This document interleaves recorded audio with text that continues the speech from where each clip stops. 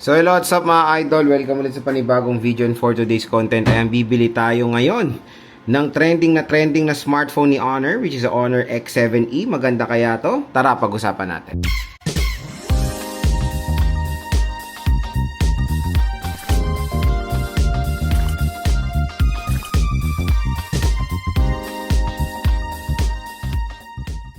And for today's video, bibili tayo ng Honor X7e mga idol. At yun nga, kakanos lang nito last day. So, orderin natin siya.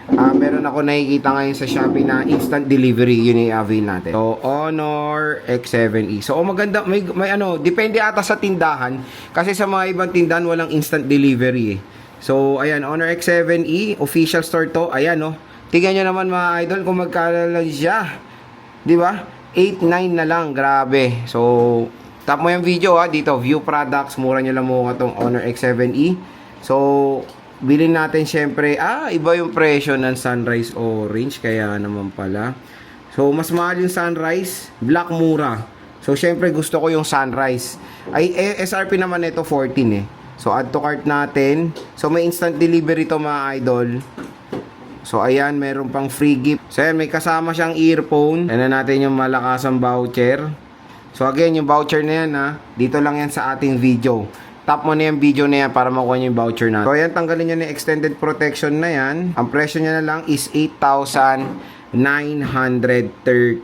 Ayan, in-order na natin si Honor X7e. Ang in-avail ko yung instant delivery. Nagdagdag ako 95 pesos. Kinabukasan, nandito na yan sa atin. So, syempre, unbox din natin yung smartphone na yan. Abang-abangan nyo na lang. Ayan, meron tayong Honor Supercharge dito.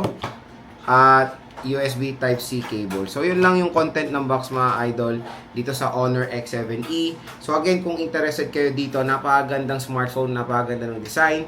At i-link yan sa ating video. So, tap mo yung video, may shopping button dyan. Mura at bagsak presyo nila makukuha itong Honor X7e. And syempre, dito lang kayo bumili sa video natin dahil may exclusive pong discount voucher na naghihintay sa inyo na up to 1 to 2,000 pesos. So, sayang naman mga idol, di ba? At abangan nyo na natin unboxing, full review, and game test natin dito sa smartphone natin.